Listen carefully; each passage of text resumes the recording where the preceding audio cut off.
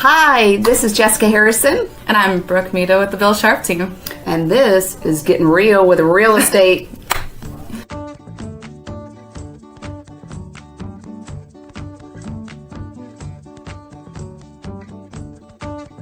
So from what Brooke has shared with me is that you guys did a survey. She put out a survey and everybody picked.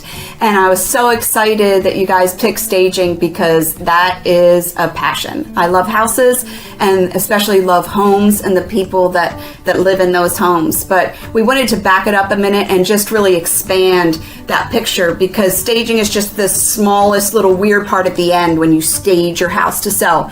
So we kind of just wanted to make sure that we were covering a bigger, broader view of 5 key points and things that you're even thinking about when you think about selling your house. So those briefly are, and that's where you get this acronym LEAPS. And it's probably because I'm 50 and I can't remember anything. So we're going for LEAPS and I hope that helps you all out. But L is for location. E is for exposure. A is for access. P is for price. And S is for staging. So the first letter in our acronym LEAPS is location. And one of the important things to remember is that real estate is called real estate and not personal property because your location is your location. And even though there are overall positives and negatives associated with the location of your real estate, it's important to also remember that each individual that comes to see your home may view certain aspects of your location to be positives, whereas other people may view it to be total negatives. So I wouldn't stress too much about the location of your home because as we go through LEAPS, you'll understand that getting your home ready to sell, that there are other factors that you can control much more. So as Brooke was saying, LEAPS is L and L is location. And you know, that's the saying, location, location, location. And this can be a good, this can be a bad.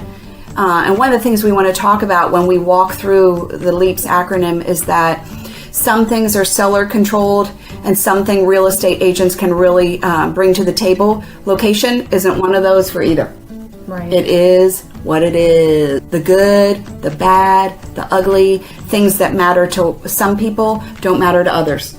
You know, I've had a house on a dirt road. Right. Where we had to take our garbage down to the end of the road in the back of our car.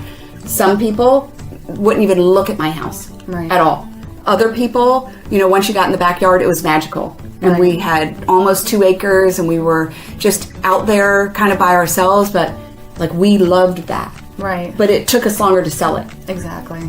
And another example of that too is some homes are located near railroad tracks. Yeah. And whereas some people just can't stand that, they can't stand the noise being near their home, other people find railroad tracks in the distance, the sound of it to just be such a positive because some people just may love that aspect of your home. And so that's why it's important to keep in mind that each buyer is going to bring their own personality into the home, their desires and what they're looking for. And so patience is really key too when you're dealing with the location of your home. I think the other thing too is it was interesting when you were talking about that because I can't imagine, you know, I have a home now and about 5 o'clock every morning, the railroad goes by and first couple nights of sleeping in that house, I was wide awake. Right. Now I don't even notice it anymore. Yeah. You know, so it is kind of interesting with that.